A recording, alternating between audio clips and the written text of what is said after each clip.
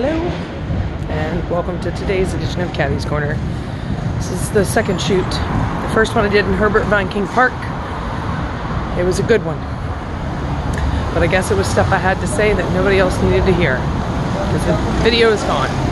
So now I'm walking for some errands. So I'm going to try to protect from the wind a little bit here. There we go. I was talking about defenestration. That is the principle of throwing someone out the window. And in 1419, and then later in 1618, in Prague, that actually happened in the government building. That's where the word came from. So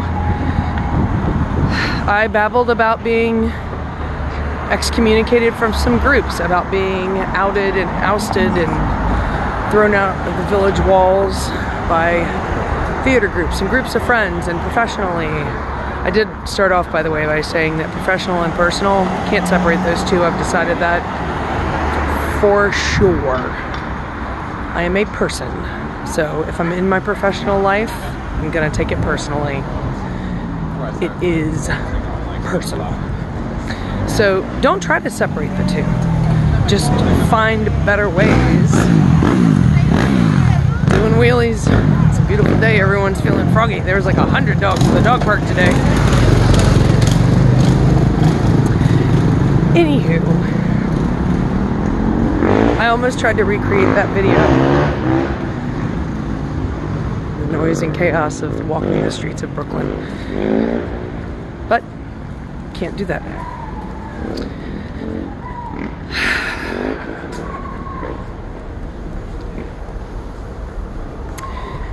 It's hard to let go of the fear of abandonment.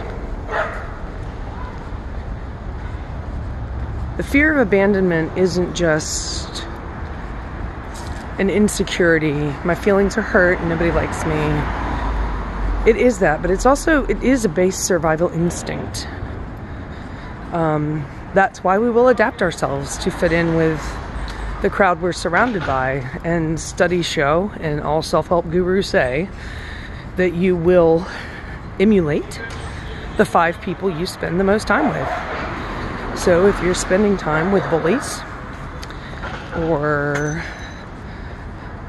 gossip mongers or very dramatic people where there's something, oh, it was terrible. Oh my God, it's amazing. Like anything that's like wide swings. I mean, it certainly tracks with addictions, because when you're an addict, you're going to surround yourself with people who are like you, so you can keep feeding your addiction. And in the worst case scenarios, that really goes down a rabbit hole, and it's just you and your addict friends, and you're lucky to get out of that at one alive, regardless of what the addiction is. So my heart still hurts a lot from the groups that threw me out. Some were legitimate defenestrations, I guess. Most of them were over misunderstandings. Some of them were power plays. People who saw me as a threat in some way, and so they got rid of me.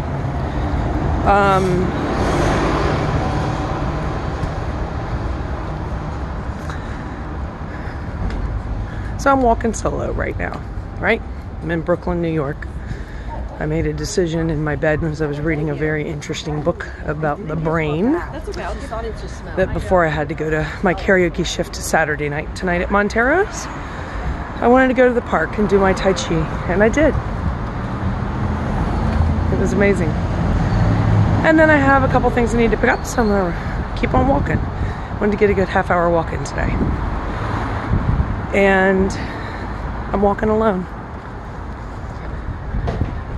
I've known people who wouldn't walk alone, who wouldn't go to restaurants alone, who didn't want to eat alone. There was a desperate nature. And I've always been happy to kind of do things alone. But I was also desperate to belong to groups. There's Groucho Marx that said, I wouldn't want to be a member of a club, of any club that would have me. I guess me and Groucho have that in common. I love participating. I love being a part of a team. Let me just put it this way. I've been thinking a lot about this one too. Teamwork is when people have different expertises, different motivations, different levels of whatever being, work together towards a singular goal. And what I've found is that I've often thought I knew what the goal on a team was. You know, like in theater, get the show open, do the best show you can, have it be consistent and smooth and filled with energy and passion. Turns out some people weren't there for the same reason. And oftentimes leaders, I don't think, kind of clarify what the team's mission is for a day, let alone 6 months or a year. And then there's, you know, dysfunctional personality types all over the place. And I'll tell you what, I'll go ahead and say this, in my professional life, meaning when I was getting paid to do a gig, boy, having a dysfunctional team leader, which by oftentimes too becomes a bully, or is a bully.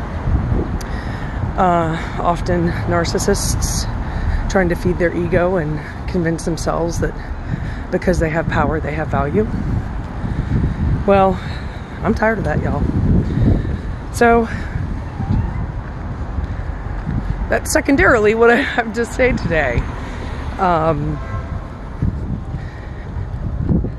I want to be the member of a team working towards the same goal in 400 different aspects of life. Making money, in charity, in artistic expressions, all the ways.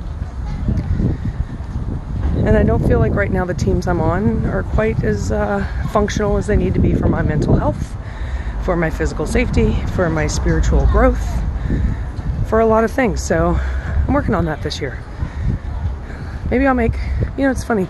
I wanted to call, I was kind of wrestling with, I tried to even call my Facebook page Team Caddy. Because I'm not asking anybody to follow me. I'm not a guru. I'm not a shaman. I'm just someone who's struggled through and messed up, effed up a lot of things in my life, and had to stand up and keep on going through a lot of adversity. I've been on a hero's journey, and it's called Caddyland, and this is where I've chosen to be now.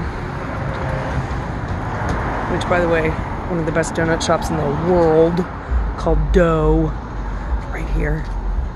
Have I earned a donut today? I think I have, because the donuts are amazing. So, my hope for today is that none of you have ever experienced defenestration and been thrown out a window by a group of people where you end up laying back on your ground and they're all up in the window and you're out. That's it. One day, they were your friends, they were your family, they were your husbands and wives, they were your co-workers, they were your siblings, and in the next moment, sometimes for reasons unknown, you're laying flat on your back, trying to figure out, A, what your injuries are, and B, how did that happen? And why? Why? Why would they do that to me? And sadly, you've probably watched them do it to other people. You may have helped them throw other people out the window, and then all of a sudden it was your turn. And the truth of the matter is, if you're around people who are throwing other people out the window, eventually it will be your turn. The phrase, I thought I was different, I thought my relationship was different, I thought my position was different, I thought my standing was different, I thought who I was to the group was different, I thought who I was to that person was different. No, they're doing it to other people, they will do it to you. So what I have found the best thing to do for me is to forgive, love, release, and let go. Learn from it. Working on what was my responsibility in these situations. Some of the things I thought were mine aren't. Some of the things I didn't think were mine are. So let's own those things. Oh, after action report. I forgot who told me how to do this. Somebody in the military. 3 things that went right, 3 things that went wrong, and how you're going to do it different next time. So that's what I'm working on today. I give that one to you. So the question is, look at a recent situation, something you've been through. 3 things right, 3 things wrong. What will I do different in the future? So for my Saturday after action report, I don't have any answers just yet. I'm going to get a good donut and then go to Family Dollar and think about it. Anyway, thanks for joining me in Caddyland. Appreciate it. Blessings to all.